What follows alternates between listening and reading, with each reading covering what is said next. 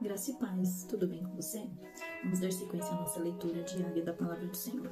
Nós estamos lendo o livro de Jó e nós estamos no capítulo 1. Nós vamos ler hoje do versículo 13 ao versículo 22. Caso você esteja vendo esse vídeo pela primeira vez, volta lá no YouTube, no nosso canal, e acompanhando a sequência, vai ser mais fácil para você compreender assim, a trajetória que a gente tem trilhado aqui dia após dia. Ainda que você tenha começado hoje, o primeiro vídeo que você está vendo, é interessante você voltar lá e vendo na sequência. São vídeos curtos, no máximo, assim, máximo mesmo, foram 20 minutos. Então, acredito aí que dê pra você ir vendo alguns por dia, até você conseguir acompanhar aqui com a gente, tá bom?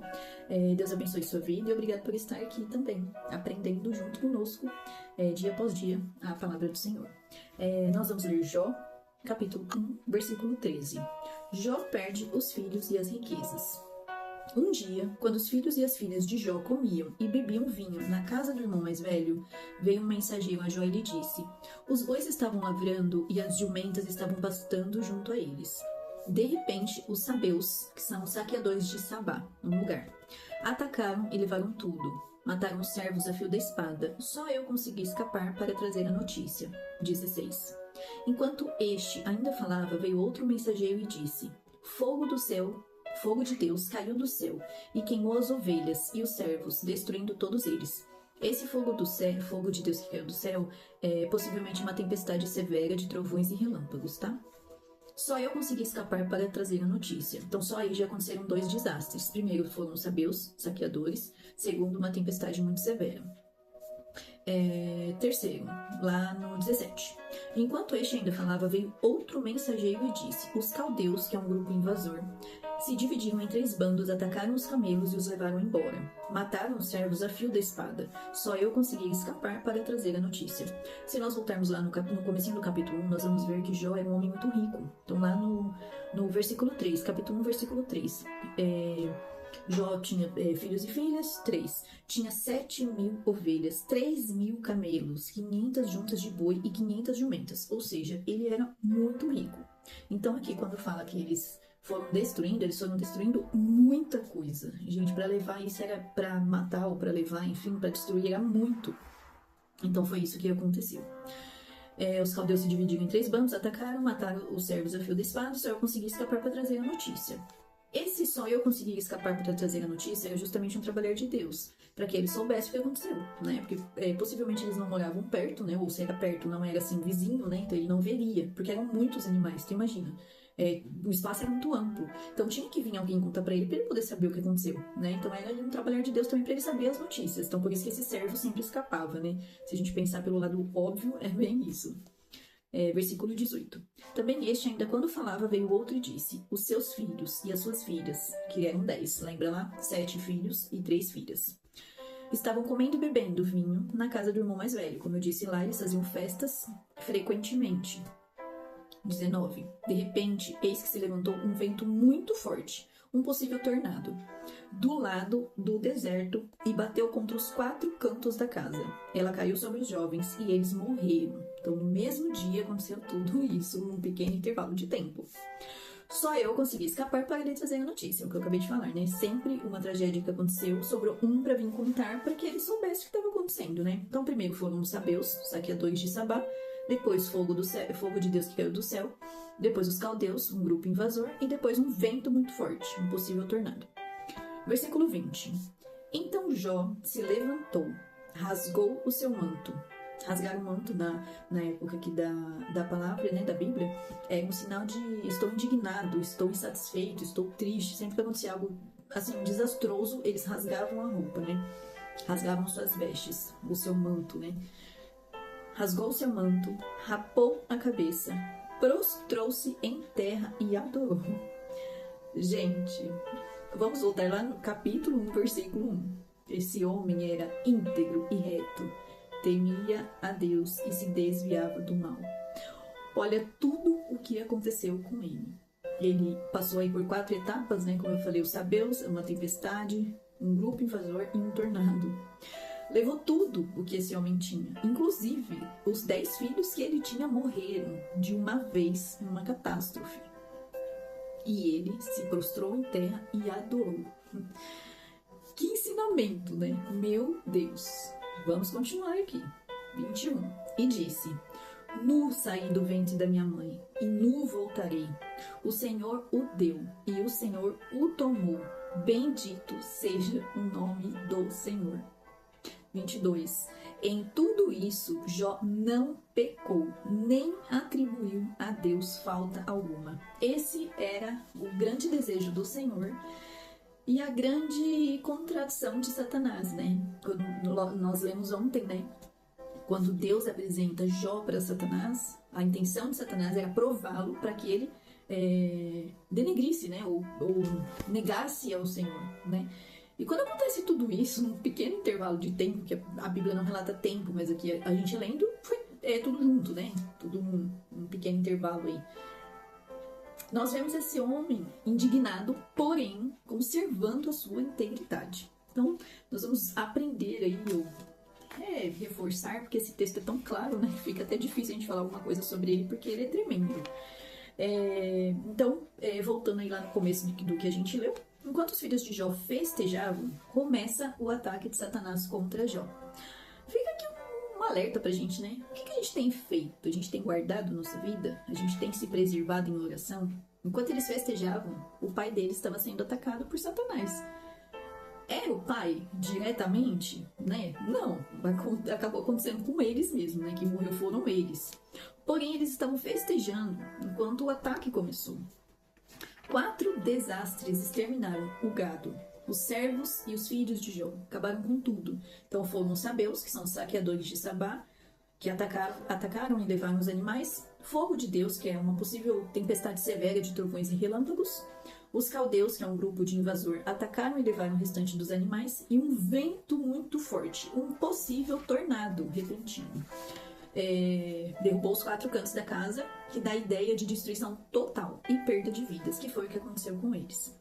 Então Jó, no meio disso tudo, ele deita e chora: ó céus, ó vida. Não! Ele fica indignado, ele fica triste, ele fica com o coração destruído. Mas Jó se levantou, rasgou seu manto, em sinal de luto, tristeza, indignação, e rapou a cabeça, em sinal de profundo pesar. Porém, ele prostrou-se em terra, um gesto de submissão e respeito. Jó rapou a cabeça para mostrar como estava aflito, desamparado e destruído. Ele expressou sua tristeza mais profunda, porém sem qualquer indicação de ressentimento ou rebeldia. Ou seja, ele não reclamou de nada, não murmurou, sabe? Jó, ele adorou a Deus com a única coisa que lhe restava, um coração humilde e dependente de Deus. Só tinha isso para ele fazer, ele não tinha outra opção. Ou ele ia reclamar, ou ele ia adorar. Jó não considerava suas posses como algo merecido, mas como dádivas de Deus presentes. Ele era muito rico em um dia, no outro dia ele não tinha nada. Porém, ele adorou, porque ele entendia que quem dá é Deus e quem tira também é Ele. Ele conhecia o poder de Deus. Ele sabia que Ele podia todas as coisas. O bem e o mal, o dar e o tirar. Ele tinha essa consciência. Como poderia se ressentir da mão que removeu essas bênçãos se essa mesma mão as havia concedido? Como que ele poderia reclamar de algo que Deus tirou se foi o próprio Deus que deu? Se a gente pensar nessa ordem inversa, é muito doido, né? Porque olha só que tremendo. É Deus que dá. Por que ele não pode tirar o que ele deu? É muito doido pensar dessa forma, mas é muito surreal, né? Porque realmente é verdade. Às vezes a gente perde algo na nossa vida e acha que, nossa, que absurdo. Mas foi ele que deu, ele que permitiu, ele que te deu essa oportunidade. Como que ele não pode tirar? Ele pode tirar, né? Em momento nenhum, Jó amaldiçoa ou culpa algo que aconteceu. Ele não tem dúvida de quem havia lhe concedido suas bênçãos. Ele não tem dúvida de quem o abençoou, nem sobre quem tinha poder para dar ou tirar a vida. Então ele sabe quem deu e ele sabe quem pode tirar. E ele sabe que é o próprio Deus que estava fazendo aquilo. Ele tem certeza e convicção da sua fé. Jó não pecou. O sofrimento, a perda, a doença, o desemprego criam inúmeras oportunidades para uma pessoa pecar enquanto procura alívio ou tenta encontrar algo ou alguém para culpar. Então, infelizmente, as situações vêm para provar o nosso caráter, né? E essa é uma situação que pegou o Jó meio que de surpresa, óbvio, né? Porque as provações chegam assim, né? Elas não avisam, olha, o desemprego tá vindo por aí, a falta de alimento tá chegando, não avisa, né? Simplesmente acontece. E ele não pecou. Ele, contudo, ele manteve a sua integridade. A fé de Jó, motivo também do seu sofrimento, porque foi através da fé dele. Lá no versículo que a gente leu, um texto, um vídeo aí anterior, o Senhor fala no versículo 8, do 1 mesmo, capítulo 1, versículo 8. E o Senhor disse a Satanás, você reparou no meu servo Jó? E aí, é a fé dele que põe ele à prova. Ele é um homem íntegro e reto, que teme a Deus e se desvia do mal. Deus apresenta isso a Satanás. Então, a fé de Jó é o motivo também do seu sofrimento. Foi por causa da fé que ele sofreu e teve essa grande perda. Mas era a única fonte de consolo que ele tinha. Nesse momento tão difícil que ele estava passando, era a única fonte de consolo que ele tinha. Ou ele ia se agarrar nessa fé, ou ele ia murmurar, né? Deitar no chão e chorar. O que ele ia poder fazer? Então fica uma reflexão aqui para nós hoje, com essa mensagem tremenda, que eu acho essa mensagem, assim, ela por si só já fala, eu nem precisava falar nada, assim, né, que tem umas coisinhas que acabam aparecendo, mas assim, ela é tremenda, né? Como que nós temos reagido quando as coisas fogem do nosso controle? Né? O que nós temos feito? Como nós temos nos levantado, sabe? Jó tinha todos os motivos para deitar e chorar, para amaldiçoar a Deus o seu nascimento, assim como acontece lá para frente, enfim. Ele tinha todos os motivos para isso. Como ele reagiu? Ele adorou a Deus, porque ele entendia que somente Deus é poderoso para dar, mas ele também pode tirar, né? Como eu já disse em outros vídeos aqui, às vezes Deus tira coisas da nossa vida, porque a gente não tem capacidade para ir lá e tirar, né? E acontece muitas vezes, nossa, inúmeras vezes. Deus ali com aquela coisa toda que acontece, uma reviravolta na nossa vida, a gente não entende nada. E lá na frente, às vezes a gente entende, às vezes a gente também não entende. E Deus tira, né? Se ele achar que não tá sendo bom para você, ou que, enfim, é Deus. Ele é Deus, e ele dá e ele tira. Que nós possamos ter esse sentimento de Jó. Como ressentir da mão que removeu essas bênçãos, se foi ela que concedeu, se foi Deus que deu, como que eu vou reclamar que ele tirou?